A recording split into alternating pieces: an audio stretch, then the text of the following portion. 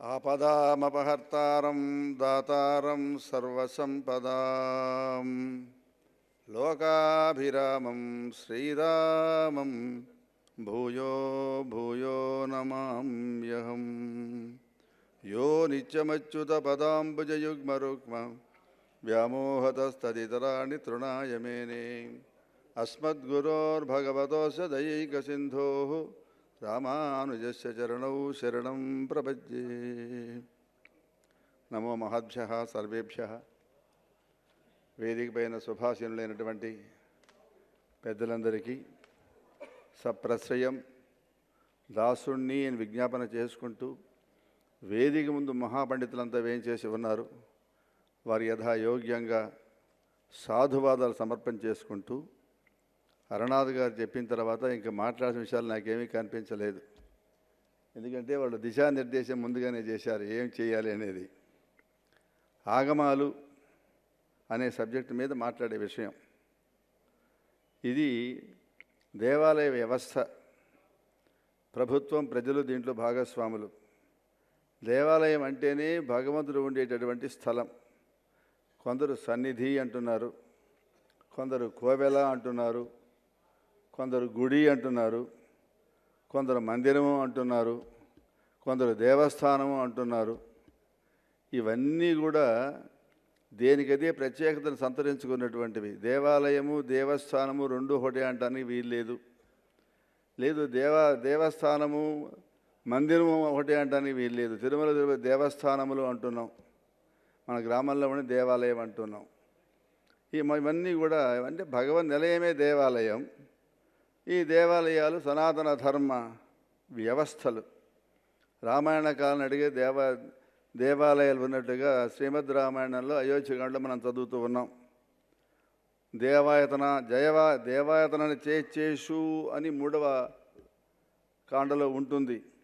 చతుష్పథాన్ దేవపథాన్ చైత్యాన్యతనాని చ ప్రదక్షిణం పరిహరన్ జగం నృపదేశ్వత అని వాల్మీకి రామాయణం. అంటే రామాయణ కాలం నుంచే దేవాలయాలు ఉన్నట్టు తెలుస్తోంది. ఈ దేవాలయ వ్యవస్థ మన జీవనాడి, లైఫ్ లైన్, జీవరేఖ. ఒక సామాజిక సామరస్యతకి, ఒక జాతీయ సమైక్యతకి, సాంస్కృతికమైనటువంటి వారసత్వానికి ఈ దేవాలయాలే ప్రధానమైనటువంటి సాధనాలు, మూల స్తంభాలు, దారి దీపాలు. దేవాలయం ఒక సామాజికమైనటువంటి పూజా మందిరం.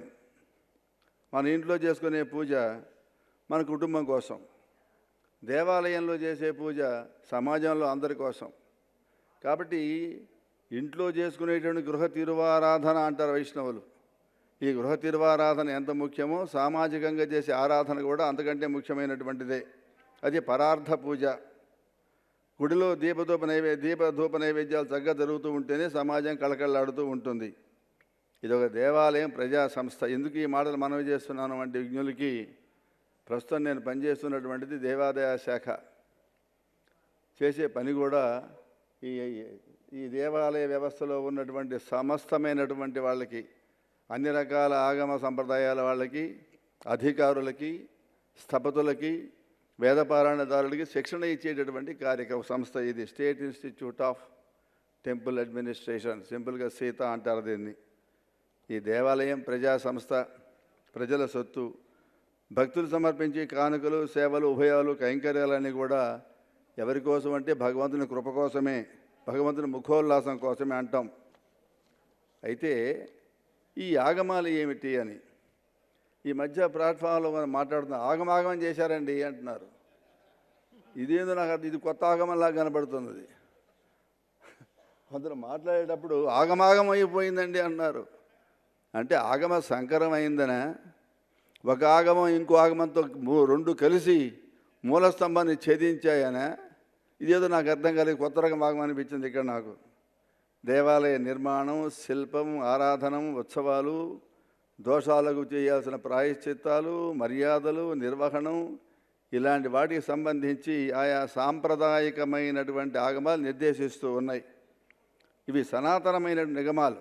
వేలాది సంవత్సరాలుగా దేవాలయం ఈ సంప్రదాయాలను చక్కగా నడిపిస్తున్నది అంటే దానికి కారణం నాకు తెలిసినంత వరకు, నేను నమ్మినంత వరకు అర్చక స్వాములే, మిగతా వాళ్ళు కాదు. ఎందుకని అంటే అధికారులు ఉన్నారు, అధికారులు ఎప్పుడు కూడా చట్టం గురించి మాట్లాడతారు, రూల్స్ గురించి మాట్లాడతారు. ఈ రూల్ ఇలా చదవాలంటారు. అర్చకుడు రూల్స్ గురించి మాట్లాడడానికి వీల్లేదు, సంప్రదాయమే చూసుకుంటాడు ఆయన. ఆగమ శాస్త్రం చూస్తాడు, సంప్రదాయాన్ని చూస్తాడు. కాబట్టి ఈ ఆగమ సంరక్షణం అనేటటువంటిది అర్చకులు చేస్తున్నటువంటి మహత్తరమైనటువంటి కృషి. వారి పాదాల నమస్కారాలు చేయవలసిందే. ఇక ఈ దేవాలయాల్లో పూజలు అందుకునేటటువంటి వాళ్ళని మనం బేరములు అంటాం, విగ్రహాలు అంటాం, శ్రీమూర్తులు అంటాం. ఈ భగవన్మూర్తులను బట్టి వేరువేరుగా ఉంటూ ఉంటాయి. అన్ని దేవాలయాల్లో ఒకే విధానం, ఆరాధనా విధానం అంటూ ఉండదు. శైవ సంప్రదాయం వేరు, వైష్ణవ సంప్రదాయం వేరు. వైష్ణవ సంప్రదాయంలో కూడా పాంచరాత్రం వేరు, వైఖానసం వేరు, కొంచెం అటు ఇటుగా మాధ్వం కూడా వేరు. ఈ మూడు ప్రధానంగా వైష్ణవ సంబంధమైనటువంటివి. విష్ణువుని ఆరాధించే ఆగమాలన్నీ కూడా వైష్ణవాగమాలు. ఇవి ప్రధానంగా పాంచరాత్రం, వైఖానసం అంటున్నాం. వీటిలో కూడా సంహితలను బట్టి ఆరాధనలో భేదాలు ఉన్నాయి. ఇక శివుణ్ణి ఆరాధించేటటువంటి ఆగమాలన్నీ శైవాగమం అంటూ ఉన్నాం, లేకపోతే స్మార్త ఆగమం అంటున్నాం. శైవం అంటే పూర్తిగా శైవమే, స్మార్తం అంటే ఉభయ వేదాంతంలాగా, ఉభయగవ మిత్రుల్లాగా, ఎవరికి ఇబ్బంది కల అద్వేష్ట సర్వభూతానాం మైత్ర కరుణయేవచ నిర్మమో నిరహం సమదుఃఖ సుఖక్షమి అంటున్నాం కదా భగవద్గీతలో. ఎవరి ఎందు ద్వేషభావం లేకుండా చేసే స్మార్త సంప్రదాయం, అది ప్రధానంగా నేను బాగా గౌరవించే విషయం. సరే, బాగానే ఉంది. ఇది కాకుండా ఇక శాక్తేయం, ఒక కామాక్షిదేవి, రాజరాజేశ్వరి, చండిక, ఇలా ఈ దేవతామూర్తులను ఆరాధన చేసేటటువంటి విధానం అంతా కూడా శక్తి సంప్రదాయం కాబట్టి శాక్తేయం అంటూ ఉన్నాం. గణపతిని ఆరాధించే విధానం గాణాపత్యం అంటున్నాం. సూర్యుడిని ఆరాధించే విధానం శౌరం అంటున్నాం. ఇట్లా ఒకటి కాదు. ఇక గ్రామదేవతలను ఆరాధించే విషయం అంతా గ్రామదేవత ఆరాధన అంటున్నాం. ఇట్లా ఉంటే ద్వైత సంప్రదాయంలో మధ్వాచార్యుల వారు మంత్రసారం అని చెప్పి ఒక సంప్రదాయం, ఆరాధన విధానం. ఆ పద్ధతి ప్రకారంగా మధ్వ మఠాల్లో ఆరాధన జరుగుతూ ఉంటుంది. ఇవన్నీ ఆగమాలు, నిగమాలు, దేవాలయ సంప్రదాయాలు అనాదిగా వస్తున్నటువంటివే, ప్రజలు భక్తి శ్రద్ధలతో ఆదరిస్తున్నటువంటివే. అయితే దేవాలయ వ్యవస్థలో, పాలనలో 200-300 సంవత్సరాల నుంచి ప్రభుత్వం యొక్క జోక్యం పెద్దగా లేకపోయినా 1373 నుంచి నేను స్టడీ చేశాను. 1373 సంవత్సరం నుంచి ప్రివీ కౌన్సిల్ ఒకటి ఏర్పాటు చేసింది బ్రిటిష్ వాళ్ళ ఎగ్జిక్యూటివ్ బాడీ. ఆ ప్రివీ కౌన్సిల్లో ఒక మఠాధిపతినో పీఠాధిపతినో సభ్యులుగా పెట్టమన్నారు. ఏ వివాదం వచ్చినా ఇదే సంబంధం. అక్కడ మొదలైంది ఈ దేవాలయాల మీద ఒక ప్రభుత్వ నియంత్రణ. అట్లా ఉంచండి. వైదిక సంస్కృతి సంప్రదాయాలు నిలయం చేసేటువంటి ఈ దేవాలయాలు బేసికల్గా ఒక సంఘ సంస్థ. 64 కళ, చతుషష్ఠి కళలు అన్నారు, 64 కళలు ఉన్నాయన్నారు. ఈ కళలకు కాణాజీ దేవాలయమే. శిక్షణ, ప్రదర్శన కేంద్రం, శిల్పం, జ్యోతిషం, వాస్తు, ధర్మం, సంగీతం, సాహిత్యం, నృత్యం, నాట్యం, వైద్యం, ధనుర్వేదం, ఈ అన్ని శాస్త్రాలకి ఒక శుభాశ్రయం ఏమిటి అంటే దేవాలయమే. అందుకని దేవాలయానికి ఉన్నటువంటి గౌరవం మిగతా సంస్థలకు ఉండదు. మిగతావన్నీ కూడా individual entities. This is a collective entity. ఒక సజీవమైనటువంటి ధార్మిక ధార దేవాలయం. ఆలయ నిర్మాణం, విగ్రహ స్వరూపం, దాని యొక్క రూపం, దాని వైభవం, ఈ నిర్దేశాలతో పాటు ప్రతిష్టాది నిర్వహణం, అర్చనం, స్నపనం, ఉత్సవం, ప్రాయశ్చిత్తం, జ్ఞానం, యోగాలు అనబడేటటువంటి 9 అంశాలతో కూడిన భాగవతారాధనమే ఆగమం అంటే. బాగానే ఉంది. ఇవన్నీ దేనికోసం అంటే the ultimate reality destination is only salvation, మోక్షం. ఈ విధానం ద్వారా, విగ్రహారాధన ద్వారా ఆయా ఆగమ సంప్రదాయాన్ని చక్కగా అనుష్ఠిస్తూ చేసేటటువంటి లక్ష్యం ఏమిటి అంటే మోక్షం పొందడం కోసమేనని చెప్తున్నారు. అలాగా 16 విధాలైన ఉపచారాలు చేయాలట, షోడశోపచారాలు అని చెబుతున్నాం మనం. మన దైనందిన జీవితంలో కూడా ఇవన్నీ ఆచరించేవి, అనుభవించేటటువంటివే. అయితే ప్రధానంగా ఈ దేవాలయాలు విగ్రహారాధనతో ముడిపడినటువంటివి. ఒక చమత్కారం ఒకటి ఉన్నది. విగ్రహారాధన విమర్శించే వాళ్ళంతా చాలా విగ్రహాలనే ఆరాధిస్తూ ఉంటారు. ఎందుకంటే మీరు ఎక్కడైనా చూడండి, ఒక మూర్తి అనేది లేకుండా ఎవడు ఆరాధన చేయడు. చేసే యోగం అవుతుంది, మానసిక ధ్యానం అవుతుంది. దీన్ని విమర్శించే కొందరు మహానుభావులు ఉన్నారు, హైందవేతరులు. వాళ్ళు విమర్శిస్తూ వాళ్ళదే పని చేస్తూ ఉన్నారు. సభా మర్యాద కోసం నేను సూటిగా చెప్పడం లేదు, కానీ మా ట్రైనింగ్ చెబుతూ ఉంటాను వీటి గురించి నేను. అలాగే దేహో దేవాలయ ప్రోక్తో జీవో దేవ సనాతన అని అందరికీ వచ్చిన విషయం. ఇది ఉపనిషత్ వాక్యం. దేహమే దేవాలయం, ప్రాణమే పరమాత్మ అని. కాగితాన్ని కాల్చాలి అంటే సూర్యకాంతి కాల్చగలదు, కానీ అట్లా పెడితే కాలదు. దానికి మనం ఏం చేస్తున్నాం, ఒక భూతద్దాన్ని ఫోకస్ చేసి ఆ సౌరశక్తిని దాంట్లోకి కేంద్రీకరిస్తే ఆ వేడిమికి, ఆ ఉష్ణతకు ఈ కాగితం కాలిపోతుంది. What is this medium of solar energy? ఎందువల్ల కాలింది అంటే ఒక మీడియం ద్వారా కాలుతుంది అది. అలాగే సర్వత్రా వ్యాపించి ఉన్న పరమేశ్వరుడు, భగవంతుడు, ఆయన దైవం విగ్రహ రూపంలో ఉండి భక్తుడిని అనుగ్రహిస్తూ ఉన్నాడు. అందుకని దేవాలయం మాధ్యం. The medium of reaching God is only through idol. ఆ లక్ష్యం లేకుండా ఆరాధన లేదు. లోహంతో కానీ, చెక్కతో కానీ, మృత్తిక రాయితో కానీ విగ్రహాలు చేస్తారు. ప్రధానంగా పంచలోహ విగ్రహం అంటున్నాం, అందులో రాగే ప్రధానంగా ఉంటుంది. ఒక శ్లోకం ఉంటుంది భగవద్గీత, ఆత్మానం రథనం విద్ధి శరీరం రథమేవతో అని. ఆత్మ రథసారథిట, శరీరం మాత్రం రథం అన్నారు. ప్రాసాదం పురుషం మత్వ పూజన్ మంత్రవిత్తమ. ఆలయం పురుషుడిగా భావించాలట. మనిషికి ఉన్నట్లే దేవాలయాలు 3 రకాలుగా ఉంటాయని చెప్తున్నారు. ఒకటి సత్వగుణంతో ఉన్న దేవాలయాలు, విష్ణు స్వరూపాలు. రజోగుణంతో ఉన్నవి కొన్ని. తమోగుణ ప్రధానంగా ఉండే దేవాలయాలు 3. నలుచదరంగా ఉండేటటువంటివి దేవాలయాల్ని నాగరం అంటారు ఆగమ భాషలో. అది సాత్వికం అన్నారు. ఇక 8 కోణాలుగా ఉండేటటువంటి దానిని ద్రావిడం అన్నారు. అది రాజసం అన్నారు ఆ దేవాలయాన్ని. గుండ్రంగా ఉంటే వేసరం అన్నారు. అది తామస గుణానికి ప్రతీక అన్నారు. ఎట్లా ఉంటే మనం చూస్తూ ఉంటాం, కొన్ని దేవ ప్రతిష్ఠ అని, కొన్ని వాయు ప్రతిష్ఠ అని అంటుంటారు దీన్ని. ఇది ప్రధానంగా ఒక 3-4 రకాలుగా ఉన్నాయి. ఒకటి స్వయంభూ క్షేత్రం. ఈ మధ్య ఒక పెద్ద ఫ్యాషన్ అయిపోయింది. ఏదైనా గుడికి పోతే స్వయంభూ అండి అంటారు. అదేందో మరి స్వయంభూ అంటే ఊడిపడ్డాడు, ఎక్కడి నుంచి ఊడిపడ్డాడు ఆయన? చాలా చోట్ల నేను చూస్తూ ఉన్నాను, స్వయంభూ అండి అంటారు. ఏమయ్యా స్వయంభూ అయితే మరి ఆ కింద చిన్న ఎక్కడో రాసి ఉంటుంది 1972 అని చిన్న అక్షరాలతోటి. అది స్వయంభూ ఎట్లా అవుతుంది అది? అంటే ఇప్పుడు అవతరించడం అంటే ఎక్కడో విహాయాసంలో ఉన్నవాడు ఊడి కింద పడితే అది అవతరించడం అవుతుంది. ఆ స్వయంభూ క్షేత్రాలు ప్రధానంగా ఉన్నాయి. శ్రీశైలం స్వయంభూ క్షేత్రం, తిరుమల స్వయంభూ క్షేత్రం. అట్లాగే దేవ ప్రతిష్ఠ లేక ఋషి ప్రతిష్ఠ అంటున్నారు. అంటే దేవతలు ఋషులు ప్రతిష్ఠించినట్టు మనం చూడలేదు. జాంబవంతుడండి ఆ రోజున రామచంద్రమూర్తి ఇలా వెళుతూ ఉన్నప్పుడు ఈ గ్రామంలో విడిది చేశారండి. ఇక్కడ విడిది చేసి జాంబవంతుడు పక్కనే ఉన్నాడు, ప్రతిష్ఠ చేశాడు అని. రామచంద్రమూర్తి అరణ్యవాసాన్ని పోయేటప్పుడు కోతులు కొండముచ్చులు లేవు. కిష్కింధకాండలోనే అవన్నీ కనపడతాయి మనకు, అంతకుముందు లేవు. అందుకని జాంబవంత ప్రతిష్ఠ అని చెప్తున్నారు కొంతమంది. ఎక్కడుంది అది? సత్తెనపల్లిలో ఉంది. ఒకటి మన్నార పోలూరు అని చెప్పి మనం సుళ్ళూరుపేట దగ్గర, అది జాంబవంత ప్రతిష్ఠ అని చెప్పారు. అక్కడ మా మామగారు హెడ్ మాస్టర్గా ఉండగా నేను వెళ్ళాను నేను. అట్లాగే మానవ ప్రతిష్ఠ లేక వాయు ప్రతిష్ఠ అంటారు. ఈ దేవ ప్రతిష్ఠ విశేషమైనటువంటిది, సర్వ శుభాశ్రయమైనటువంటిది. ఇక దేవ ప్రతిష్ఠ లోకహితం కోసం చేసేటటువంటిది. ఇక మానవ ప్రతిష్ఠ కేవలం మానవ కళ్యాణం కోసం, ఒక కామ్యంతో, కీర్తి కోసమో, వ్యాప్తి కోసమో, బాగా ధనం ఉన్నటువంటి వాళ్ళు, డబ్బున్నటువంటి వాళ్ళు చేసే ప్రతిష్టలు ఇవన్నీ కామ్య ప్రతిష్టలు.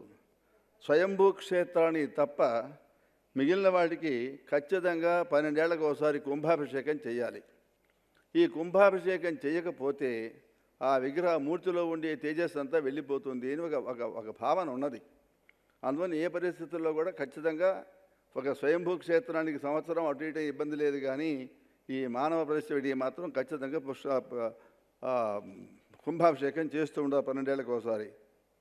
ప్రధానంగా మనం చూస్తే ఇందాక శ్రీ వైష్ణవ దివ్యక్షేత్రాలు అంటారండి. అవొక 108 అంటారు. 108 తిరుపతులు అంటారు. దక్షిణ భారతదేశంలో ఎక్కువగా ఉంటాయి అవి. మన ఆంధ్రలో రెండే ఉన్నాయి. ఆంధ్ర తెలంగాణలో కోదండరామాచార్య వారు చెప్పాలా, అహోబిల క్షేత్రం ఒకటి, తిరుమల ఒకటి. ఈ రెండే మనకి దివ్య దేశాలు, శ్రీ వైష్ణవ సంబంధమైనటువంటివి. జ్యోతిర్లింగాలు 12 అందరూ తెలిసిందే. శక్తిపీఠాలు 18. నవనారసింహ క్షేత్రాలు, నవ అంటే 9 కాబట్టి 9. పంచారామాలు 5. వివేకానంద వారు చెప్పినట్టుగా భారతదేశమే ఒక దేవాలయం, ఈ దేశంలో ఉండి ప్రతివాడు దేవుడి అని అన్నాడు వివేకానంద స్వామి వారు. అట్లాగే విగ్రహం అంటున్నాం. విగ్రహం అంటే విశేషంగా ఆకర్షించే లక్షణం ఉన్నటువంటిది. ప్రతిష్టకు ముందుగా బంగారం, వెండి, రాగి, ఇత్తడి, తగరం ఈ పంచలోహాలతో నిక్షేపించేసి ప్రతిష్ఠ చేస్తూ ఉంటారు. అదే కాకుండా మాణిక్యం, ముత్యం, పగడం, వజ్రం మరి నవరత్నాలన్నీ కూడా లోపల ఏర్పాటు చేస్తారు. ఆ గర్తంలో ఏర్పాటు చేస్తారు, గర్తలో. అలాగా ఇవన్నీ కూడా అష్టధాతువులు. అట్లాగే బంగారం, వెండి, రాగితో చేసినటువంటి మంత్రమహితమైనటువంటి యంత్రం ఆ గర్తంలో, ఆ గుంటలో వేస్తారు. కొన్ని మూలికలను కూడా కలుపుతారు, దాంట్లో వేస్తారు. అది కదలకుండా అష్టబంధనం చేస్తారు. ఒక 2-3 ఏళ్ల క్రితం కూడా తిరుపతిలో కూడా అష్టబంధనం చేశారు. అలాగా ఆ తర్వాత ప్రాణ ప్రతిష్ఠ చేస్తారు. విగ్రహంలో లోహశక్తి, మనోశక్తి, మంత్రశక్తి, యంత్రశక్తి, తంత్రశక్తి, ఆత్మశక్తి ఇవన్నీ కలిసి ఉంటాయి అంటారు. నిజానికి ఇవన్నీ ఎవరు చెప్పారు? వీటికి మూలం ఏది? What is the chief source of Agamas అంటే ఏదైనా వేదమే ప్రధానమైనటువంటిది. వేదం కంటే భిన్నమైనటువంటిది ఏదీ లేదు. వేదం చెప్పేది వేదాంతం, ఆగమం చెప్పేది సిద్ధాంతం. అలాగే ఆగమాలు వేదాలకు వ్యతిరేకమేమీ కాదు. అవి పరస్పర పూరకాలే కానీ పరస్పరంగా విభేదించేటటువంటివేమీ కావు. ఆగమాలు, వేదాలు జీవాత్మ పరమాత్మ లాంటివి అన్నమాట. అట్లాగే వేదాలు వృక్షాలైతే ఈ ఆగమాలు ఆ వృక్షం యొక్క శాఖలు. అలాగే ప్రతి ఆగమ శాస్త్రంలో కూడా 4 పాదాలు ఉండాలంటారండి. ఒకటి జ్ఞానపాదం. జ్ఞానం అంటే నాలెడ్జ్, జ్ఞానం అంటే కంటెంట్, జ్ఞానం అంటే సమ్మరీ, జ్ఞానం అంటే ఇన్ఫర్మేషన్. ఇది ప్రధాన పాదం. రెండోది క్రియాపాదం. క్రియ అంటే స్కిల్, కర్మ, దీక్ష. అంటే మేము ట్రైనింగ్లో 3 మాటలు చెప్తూ ఉంటాం. ట్రైనింగ్ అంటే 3 విషయాలండి. ఒకటి నాలెడ్జి, 2 స్కిల్, 3వది యాటిట్యూడ్ అని. నాలెడ్జ్ అంటే జ్ఞానం, స్కిల్ అంటే నైపుణ్యం, 3వది యాటిట్యూడ్ అంటే దృక్పథం. ఈ 3 కలిస్తేనే శిక్ష లేక శిక్షణ 2. ఈ శాస్త్రంలో కూడా అదే కనబడుతుంది మనకు. ఎందుకుని? జ్ఞానపాదం, క్రియాపాదం, చర్యాపాదం. చర్య అంటే application, the way how you apply your knowledge. ఈ ఆచార వ్యవహారాలు, సంప్రదాయాలు ఇవన్నీ కూడా. యోగం అంటే దాంట్లో మనస్సు చేసే ధ్యానం కానీ నైపుణ్యం కానీ ఇది. అలాగే యోగ కర్మసు కౌశలం అని. మనం చేసేటటువంటి కర్మలో అంటే నైపుణ్యంగా చేయటం, the efficient way of doing a particular thing is called yoga. ఈ యోగ కర్మసు కౌశలం అని ఈ మొత్తాన్ని కలిపేది యోగం అని భగవద్గీత అంటుంది. అథర్వవేదంలో భాగం స్థాపత్యం. ఈ స్కల్ప్చర్కి ఆగమాలకు 2 అవినాభావ సంబంధం ఉందండి. ఏదైతే ఆగమ సంప్రదాయం అంటున్నామో that is supported by sculpture, శిల్పశాస్త్రం. మా బ్రహ్మాచార్యులు ఇక్కడే ఉన్నాడు. కాబట్టి అథర్వవేదంలో మనకు కనిపించేటటువంటి స్థాపత్యం అంటే వాస్తుశాస్త్రం. ఇది అగ్నిపురాణం, మత్స్యపురాణం, గరుడ పురాణం, విష్ణుధర్మోత్తర పురాణం, అగ్నిపురాణం, లింగ పురాణం. వీటిల్లో మనకి ఆగమ సంప్రదాయాలు, ఆగమ విధానాలని కూడా మనకు ప్రస్తావించబడున్నాయి. ఈ ఆలయాల గురించి, శిల్పాల గురించి. మూర్తి కల్పన అంటారండి. అంటే శిల్పశాస్త్రం. విశ్వకర్మీయాం మయమతం మహాగ్రంథాలు ఉన్నాయి దాని మీద. మా ఎండోమెంట్స్ డిపార్ట్మెంట్ వాళ్ళు కూడా కాశ్యప సంహిత, మయ సంహిత అని 2 అచ్చు వేశారు ఒక 2012లో. ఇందుట్లో ప్రధానమైన గ్రంథాలు ఏమిటి అంటే విశ్వకర్మీయం ఒకటి, మయమదం ఒకటి, కాశ్యప సంహిత ఒకటి, తర్వాత బ్రాహ్మీ సంస్థ ఒకటి, సారస్వతీయం ఒకటి, అదిగాక మానసారం ఒకటి, శ్రీతత్వ నిధి, శిల్ప విద్య రహస్యోపనిషత్తు, వాస్తు సూత్రోపనిషత్తు. ఈ గ్రంథాలన్నీ కూడా తెలుగు వాళ్ళకి అందుబాటులో ఉన్న గ్రంథాలు ఇవి. అయితే పాంచరాత్ర వైభవంలో కొన్ని ఉన్నాయి. దీనికి శ్రీ ప్రశ్న సంహిత అని ఒకటి ఉన్నది, కపింజల సంహిత అని ఉన్నది, పద్మా సంహిత అని ఉన్నది, జయాక్ష సంహిత అని ఉన్నది, సాత సంహిత అని ఉన్నాయి. ఇటువంటి ఒక పాంచరాత్ర ఆగమంలో మా కోదండ రామాచార్య చెప్తా ఉన్నారు. ఈ పాంచరాత్ర ఆగమంలో స్పష్టంగా 200 సంహితలు ఉన్నాయని చెప్తున్నారు.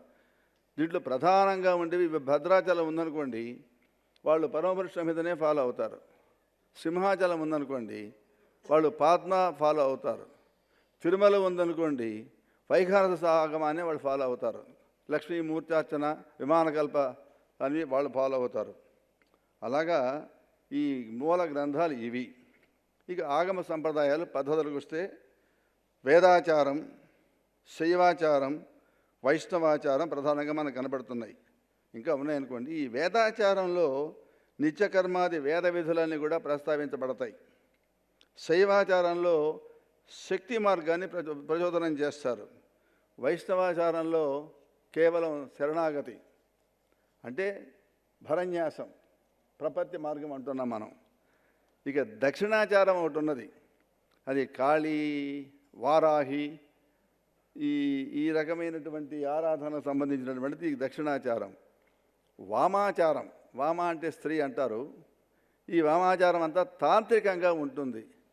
అలాగే సిద్ధాచారం, అఘోరాచారం, యోగాచారం, కవళాచారం, ఇవన్నీ కూడా తాంత్రికమైనటువంటి విధానాలు. ఒక విషయం మనం చేయాల, ఇందుట్లో ఏది తక్కువ లేదు, ఒకటి ఎక్కువ లేదు. స్వధర్మీ నిధనం శ్రేయ పరధర్మో భయావహ అని చెప్పినట్లు ఎవడి ధర్మాన్ని వాడు ఆచరించాల, అందులో దోషమేమీ లేదు. కానీ ఉన్నటువంటి విధానం మనం జ్ఞాపకం చేసుకుంటున్నాం తప్ప ఇది గొప్పది తక్కువ అని చెప్పే విషయం కాదండి. అలాగే ఆగమ సంహితలు చూస్తే శైవాగమాలు 28 ఉన్నాయని చెప్తున్నారు మా మిత్రులు. ఏంటండి 28 కరెక్టేనా? 28 అని చెబుతున్నారు. శైవాగమాల్లో ఉపాగమాలు కొన్ని ఉన్నాయి, సుమారుగా 200 పైన ఉన్నాయి. అవి వైష్ణవాగమాలు 108 ఉన్నాయి, కానీ దానిపైన 200 ఉన్నాయని చెప్తున్నారు. ఇక శాక్తాగమాలు 77 ఉన్నాయి. ఇవన్నీ కూడా ఆగమ సంప్రదాయాలకు సంబంధించినటువంటివే.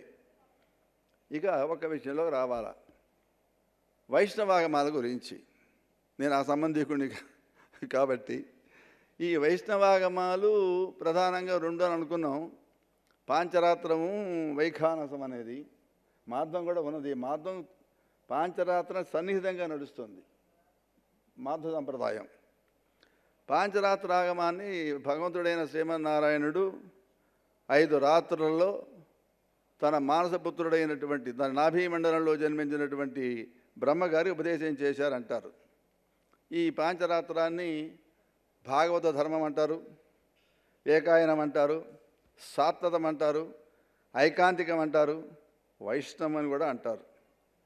ఈ మొత్తం ముందే మనం చేసినట్టుగా 200 పైన ఇంకా చాలా ఉన్నాయి. వీటిలో రత్నత్రయం అంటారు, పుష్కర సంహిత, పౌష్కర సంహిత అంటారు, సాతత సంహిత అంటారు. నేను తిరుమల తిరుపతి దేవస్థానంలో సెక్రటరీగా పనిచేసినప్పుడు ఈ సాతత సంహితని మెడ్రాస్ రీసెర్చ్, మన సాంస్క్రిట్ రీసెర్చ్ అకాడమీ మేల్కోటలో ఉన్నది, వారికి కొంత నిధులు సమర్పణ చేసి దీన్ని అచ్చువేయించాం. ఆ గ్రంథాన్ని, ఉద్గ్రంథాన్ని, శ్రీభాష్యం స్వామి దాన్ని అచ్చువేయించారు. దాన్ని అద్భుతమైనటువంటి, బట్ ఇంగ్లీష్లో ఉంది. అది ఇంగ్లీష్ అని ఇబ్బంది ఏం లేదండి, ఆ ఇంగ్లీష్లో అచ్చరించారు దాన్ని. అట్లాగే ఈ 3 కలిస్తే అంటే పౌష్కర సంహిత, సాతత సంహిత, జయాక్ష సంహిత, ఈ 3ని కూడా రత్నత్రయం అంటారు. మహాభారతం మోక్షధర్మంలో, వరాహ పురాణంలో, కూర్మ పురాణంలో, విష్ణు ధర్మోత్తర పురాణాల్లో ఈ పాంచరాత్రాగమ ప్రస్తావనలు చాలా విశేషంగా మనకు కనిపిస్తాయి. అలాగే ఈ పాంచరాత్రాగమని ప్రధానంగా 5 విషయాలు ఉన్నాయి. వాటిని ప్లేన్స్ అంటున్నాం మన ఇంగ్లీష్లో. అంటే పాంచరాత్రం భగవంతుడైనటువంటి శ్రీమన్నారాయణుని 5 దశలలో 5 అవతారాలుగా చెప్పాల్సి వస్తుంది. పర, వ్యూహ విభవ అంతర్యామి అర్చాని 5 ప్లేన్స్. రాష్ట్రపతి గారు ఢిల్లీలో ఉంటారు, ఆయన తరఫున రాష్ట్రంలో గవర్నర్ గారు ఉంటారు, దేశం మొత్తం ప్రధానమంత్రి గారు ఉంటారు, రాష్ట్రంలో ముఖ్యమంత్రి గారు ఉంటారు. అట్లాగే జిల్లాలో ఒక ప్రజలతో ఎన్నుకోబడ్డవారు ఒక ఆయన ఉంటారు, జెడ్పీటీసీ అంటారు మీరు, ఒక కలెక్టర్ గారు ఉంటారు, అట్లాగే మండలంలో ఒకరు ఉంటారు, గ్రామంలో ఒకరు ఉంటారు. ఒక అధికార శ్రేణి, హైరార్కీ అంటాం మనం. అలాగా ఈ పర వ్యూహ విభవ అంతర్యామి అర్చాని, ఈ పర అంటే పరమపదంలోనో ఏ పరమ వ్యోమంలోనో శ్రీవైకుంఠంలోనో వేంచేసి ఉండేటటువంటి సాక్షాత్తు శ్రీమన్నారాయణుడు. ఆయన మనసుకి గోచరించేవాడు కాదు, మన కంటికి కనిపించే వ్యవహారం కాదు, అది అక్కడ స్థిరంగా ఉంటుంది. అక్కడ అది వ్యూహం, రకరకాల వ్యూహాలు, అనిరుద్ధ, సంకర్షణ, వాసుదేవ, ప్రద్యుమ్న, ఈ వ్యూహాలు సెకండ్ ప్లేన్స్. ఆ తర్వాత విభవావతారాలు, రామావతారం, కృష్ణావతారం, ఈ పరిపూర్ణావతారాలు అని చెప్తున్నారు. అట్లాగే అంతర్యామి, హృదయం, మన మంత్రపుష్పం చదువుతూ ఉన్నాం, దాని అర్థమంతా కూడా అంతర్యామి గురించే. అంతర్యామి ఎలా ఉన్నాడు, ఏ పరిమాణంలో ఉన్నాడు, ఎక్కడున్నాడు, నాభికి ఎన్ని గంగుళాల పైన ఉన్నాడు, హృదయంలో ఎక్కడున్నాడు, ఎంతలో ఉన్నాడు, అణోరణీయాన్ మహతో మహీయాన్ అన్నట్లుగా ఇవన్నిటిని కూడా ఈ అంతర్యామి వ్యవహారం. ఇది మన కంటికి కనిపించేవాడు కాదు. ఇక చివరికి అన్నిటికంటే సౌలభ్యమైనటువంటిది ఏమిటి అంటే అర్చామూర్తి అన్నారు. అంటే దేవాలయంలో ఉండేటట్టు విగ్రహం ఏదైతే అర్చించబడుతూ ఉన్నదో అది రాయితోనో లోహంతోనో చెక్కతోనో చేయబడినటువంటిది ఆ అర్చామూర్తి. ఈ అర్చారూపం సౌలభ్యంగా ఉంటుంది అంటారు. మన ఆరాధనా విధానం అంతా కూడా ఈ అర్చామూర్తికే. మిగతావన్నీ కూడా భావన మాత్రమే, కానీ ఆరాధనలు, ఆగమశాస్త్రాలు, ఈ ఉత్సవాలు ఇవన్నీ కూడా అర్చామూర్తికి సమర్పించేటటువంటి విధానాలే. ఇది కాక వైఖానస ఆగమం, ఇది భగవంతుడే విఘ్నస మహర్షిగా అవతరించాడు అని వారు వెంకటేశ్వర స్వామిని విశేషంగా ఆరాధన చేస్తారు. ఈ వైఖానసం చాలా మహోన్నతమైనటువంటి శాస్త్రం. రామాయణంలో 3 చోట్ల వస్తుంది వైఖానసం అనే శబ్దం. వాల్మీకి రామాయణంలో ఆయన భగవంతుడే విఘ్నస మహర్షిగా అవతరించి తన ఆరాధనా విధానాన్ని ప్రవచించాడు అని. దీని వైఖానస ఆగమం అంటాం. ఆ విఘ్నసుల వారు అత్రి, భృగు, మరీచి, కశ్యపులు అనేటటువంటి మహర్షుల్ని శిష్యులుగా చేసుకొని ఆ శ్రీ మహావిష్ణు పూజా విధానాన్ని బోధిస్తే అది వైఖానస ఆగమమైంది. అని విలక్షణమైనటువంటి ఆగమ శాస్త్రం అది. కర్షణాది ఉత్సవాంతం ఇది వివరిస్తుంది మనకు. ఇదిగాక శాక్త ఆగమం అంటే శక్తి ఆరాధన సంబంధించినటువంటిది. ఇవి ఎక్కువగా తంత్ర రూపంలో మనకు కనిపిస్తాయి. ఇందులో యోగశాస్త్రం, తంత్రశాస్త్రం లేదా సాధనా శాస్త్రంగా వీటిని విభజిస్తారు. తంత్రశాస్త్రాన్ని పంచమ వేదం అని కూడా అంటున్నారు మన వాళ్ళు. ఇది కూడా వేదమేనండి, ఇది పంచమ వేదం అంటున్నారు. దేనికైనా వేదమే మూలం కదా. ఇది 2 రకాలుగా ఉంటుంది, వైదికం ఒకటి, తాంత్రికం ఒకటి. ఇది ఇట్లా ఉంటే ఈ ఆగమంతో డైరెక్ట్గా సంబంధం లేకపోయినా పంచాయతనం అంటున్నాం మనం. ఆదిశంకర భగవత్పాదులు మహానుభావులు ఎవరి అనుగ్రహం వల్ల ఈ లోకంలో ముఖ్యంగా మన దేశంలో దేవాలయాలు నిలిచాయో, ఏ మహనీయుడి యొక్క శుభ అవతరణం వల్ల, వారి అనుగ్రహం వల్ల ఇంకా మనం ఈ సిద్ధాంతం సంప్రదాయాన్ని పాటిస్తున్నాము. అలాంటి ఆదిశంకర భగవత్పాదులు ఈ పంచాయతనాన్ని చక్కగా విశదీకరించారు. దీన్ని పంచీకరణం అంటున్నారు. అంటే పంచమహాభూతాలు అంటున్నాం కదా, ఆదిత్యం, అంబికాం, విష్ణుం, గణనాథం, మహేశ్వరం అని. ఈ 5ంటిని కలిపి పంచాయతనం అంటున్నారు. వీటిని ఆయతనాలు అంటారు. ఆయతనవాన్ భవతి అని చెప్తున్నాం మన మంత్రపుష్పంలో కూడా. అంటే భగవంతుడే సాక్షాత్తు అని. ఆయతనం అంటే అది ఉండేటటువంటి చోటు, అది గుడి కావచ్చు, దేవాలయం కావచ్చు. ఆదిశంకరులు విడివిడిగా ఉన్నటువంటి ఆరాధనా విధానాలని ఒక చోట చేర్చి పంచాయతనంగా దాన్ని ఏర్పాటు చేశారు. ఈ పంచీకరణం కూడా ఆగమశాస్త్రంలో భాగమే. మనం మంత్రం చెబుతూ ఉంటాం, బ్రహ్మలో నుంచి చిత్ అనే శక్తి ఉద్భవించింది, చిత్ అనే శక్తి నుంచి ఆకాశం పుట్టింది, ఆకాశం నుండి వాయువు ఉద్భవించింది, వాయువు నుంచి అగ్ని ఉద్భవించింది, అగ్ని నుంచి నీరు ఉద్భవించింది, ఈ నీటి నుంచి భూమి ఉద్భవించింది అని. ఇవాళ ప్రపంచ చిత్రపటం చూస్తే 3 భాగాలు జలము, 1 భాగమే భూమి అంటున్నారు. ఇప్పుడైతే అది కూడా కరెక్ట్ కాదు. ఎందుకంటే సగం జలం అంతా కూడా రియల్ ఎస్టేట్లో పోయింది, చెరువులన్నీ పోయినాయి. మీరు చూస్తూ ఉన్నారు. కాబట్టి ఇప్పుడు ఈ సంప్రదాయాన్ని, ఈ సూత్రాన్ని అన్వయిస్తే మళ్ళీ ఇబ్బందే. ఆగమశాస్త్రం కోసం చెప్తున్నాం, కానీ నిజానికి ఆ జలాలన్నీ కూడా ఎక్కడున్నాయి? ఇప్పుడు తటాకాలు, చెరువులన్నీ కూడా ఇళ్ళైపోతే అందువలన నీటి నుంచి భూమి పుట్టింది అని. ఈ 5 పంచీకరణం పొంది సృష్టి ఏర్పడింది అంటారు. ఇక్కడ ఒక చమత్కారం కూడా ఉంది, బిగ్ బ్యాంగ్ థియరీ అని. ఏమిటి బిగ్ బ్యాంగ్ థియరీ అంటే, ఈ పంచమహాభూతాలన్నీ కూడా ఉన్నటువంటివి సహజంగా ఉన్నవి. ఒకసారి పెద్ద శబ్దం వచ్చిందట. ఆ శబ్దంలో నుంచి జీవుడు పుట్టాడు, ఆ జీవుల్లో నుంచి పంచభూతాలు పుట్టినాయి, దాంట్లో సృష్టి ఏర్పడింది అని ఒక వాదన. అసలు బిగ్ బ్యాంగ్ థియరీ తప్పనేది అది వేరే సందర్భం. అది బిగ్ బ్యాంగ్ థియరీ తప్ప అంటున్నారు కొంతమంది దాని గురించి. ఏదైనా శివుడు అంటే ఆకాశం, శక్తి అంటే వాయువు, సూర్యుడు అంటే అగ్ని, విష్ణువు అంటే జలం, గణపతి అంటే భూమి, పృథివీ. ఈ దేవతలందరూ కూడా పంచభూతాలకు ప్రతిరూపాలు అంటారు. ఇక్కడ జలంలోంచి నారాయణ పుట్టాడు అని చెప్పేదానికి మనం ఏం చెప్తున్నాం? ఆకాశ సంభూత, ఆకాశాద్ వాయు, వాయో అగ్ని, అగ్నే ఆసహ ఆపహ, అభ్య పృథివీ, పృథివ్యా ఓషధయ అని చెప్తున్నాం మనం. కారణ జలశాయి నారాయణ అంటారు. అంటే ఇప్పుడు స్వర్ణగిరిలో కూడా జలనారాయణుడు ఉన్నాడు. బ్రహ్మాండమైనటువంటి ఒక పుష్కరిణి, గట్టి పుష్కరిణిలో నారాయణమూర్తిని, సేననారాయణని ప్రతిష్ఠించారు. నేపాల్లో కూడా నేను చూసి అటువంటి మూర్తిని. అలాగా ఈ జలనారాయణుడు.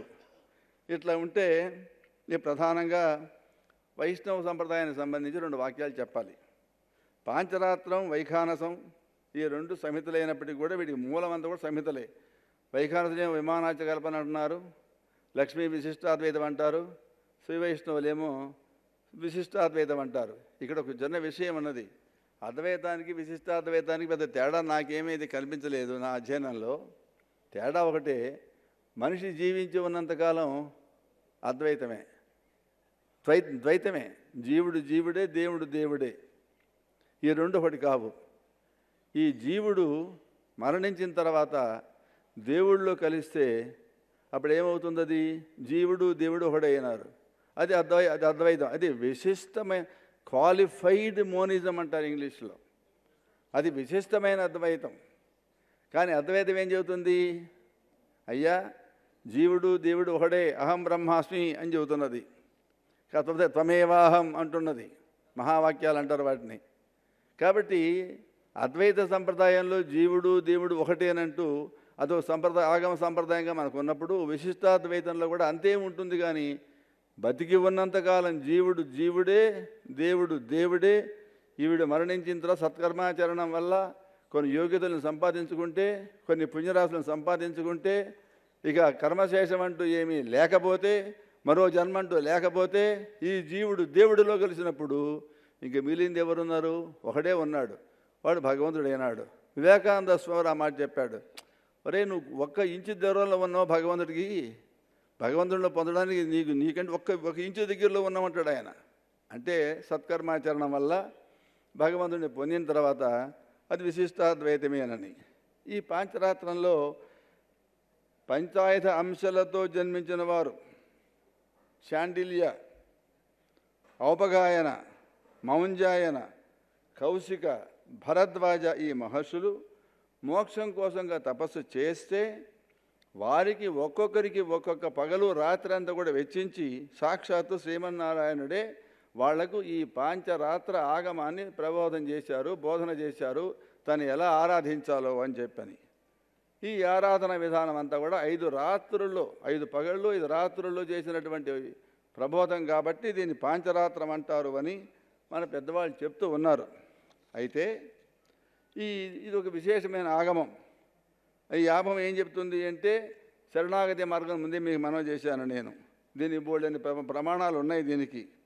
దీంట్లో ప్రధానంగా మన తెలుగునాట కానీ దక్షిణాదిలో కానీ శ్రీ ప్రశ్న సంహిత, పాద్మ, జయ, కపింజల సంహితలు, పరమపురుష సంహిత, సాత్వత సంహిత, శ్రీమన్నారాయణ సంహితలు ప్రధానంగా మనం ఆచరిస్తూ ఉన్నాం ఈ దక్షిణ భారతంలో. వేదాంతం, మంత్రం, యంత్రం, యోగం, జ్ఞానం, ఆలయం నిర్మాణం, విగ్రహ ప్రతిష్ట, ఆహ్నికం, ఆరాధనం, ఉత్సవం, ప్రాయశ్చిత్తం, ముద్ర. భగవంతుని ఆరాధన చేసేటప్పుడు రకరకాల ముద్రలు వేస్తూ ఉంటారు. అంటే the communication between God and the being is only through communication. Aravinda Maharshi అంటాడు, the most effective communication between you and the God is only silence అన్నాడు ఆయన. కేవలం మౌనం ద్వారా మాత్రమే నీకు భగవంతుడికి మధ్య సమాచార స్రవంతి అని చెప్తారన్నమాట. అట్లా ఉత్సవం, ప్రాయశ్చిత్రం, ముద్రా, స్నపనం, కుండం, ఈ స్వస్తికాది మండల నిర్మాణం ఇవన్నీ కూడా ఆగమాలు నిర్వహిస్తాయనని. ఇటువంటి అద్భుతమైనటువంటి ఒక మహా విశేషమైన సబ్జెక్ట్ ఇది. మనకున్న ఆగమాల్లో ప్రధానంగా ముఖ్యంగా మన తెలుగునాట దేవాలయాల్లో పాంచరాత్రం ఉన్నది, వైఖానసం ఉన్నది, శైవం ఉన్నది, శాక్తేయం ఉన్నది, స్మార్తం ఉన్నది, గాణాపత్యం ఉన్నది, గ్రామదేవతారాధన ఉన్నది. 7 రకాల ఆగమాలు. సౌరం పెద్దగా నాకు కనిపించలేదు. ఉత్తర భారతంలో ఉంది, ఒరిస్సాలో ఉంది సౌరం. ఈ ఆగమాలకు సంబంధించినటువంటిది విశేషమైన గ్రంథాలు కూడా పెక్కు లేవు. ఇంతకుముందు నేను మనవి చేస్తున్నాను, మనకు ఈ ప్రతిష్ఠ చేసేటటువంటి మహానుభావులు క్రమంగా తగ్గిపోతూ ఉన్నారు. ఒకప్పుడు తెలంగాణలో అద్భుతమైనటువంటి ప్రతిష్టాపకులు ఉన్నారు, ఇప్పుడు తగ్గారు. ఈ రకంగానే ఇలాంటి విద్వత్ సభలలో ఎవరిలోనైనా భగవంతుడు ప్రవేశించి ఈ మహానుభావుల యొక్క ప్రవచనాల ద్వారా ఉత్తేజం పొందినట్లయితే ఈవేళ మన సమాజానికి అత్యవసరం మంచి అర్చకులు, 2 స్థాపత్యం శిల్పులు, ముఖ్యంగా ప్రతిష్టాపకులు. ఈ ముగ్గురు కలిస్తేనే దేవాలయం, దేవాదాయ శాఖ. ఒక విషయం మనం చేసి నేను ముగిస్తా. ఒక భయంకరమైన విషయం చెప్తున్నాను మీకు. నేను 2000 నుంచి నేను ఎండోమెంట్స్తో కనెక్ట్ అయ్యి ఉన్నాను. మరీ చెన్నారెడ్డి ఇన్స్టిట్యూట్లో నేను ప్రొఫెసర్గా పనిచేసే రోజుల నుంచి ఈ సబ్జెక్టులో ఉన్నాను నేను. ఈవేళ ఉన్న పెద్ద సమస్య ఏంటంటే అర్చకులు లేరు. ఈవేళ ఉన్నటువంటి అర్చకులు తరం దాటిన తర్వాత నెక్స్ట్ జనరేషన్ ఎవరు లేరు. ఉన్నటువంటి వాళ్ళు రిటైర్ అయిపోతున్నారు. ఉన్న అర్చకులంతా కూడా, నాయన మేము చేసిన కైంకర్యం చాలే, నువ్వేదో ఉద్యోగం చేసుకుని బతకరా, మేము ఉద్యోగాలు ఈ చట్టము, శాసనము ఇవన్నీ మా వల్ల ఏమవుతుంది, ఏదో మా తాతగారు మా నాన్నగారు మాకు అప్పగించినటువంటి బాధ్యతను మేము ఏదో నిర్వర్తిస్తూ మా కాలం గడిచిపోయింది, ఉద్యోగాలు చేసిన బతకంటారా అని చెబుతున్నారు.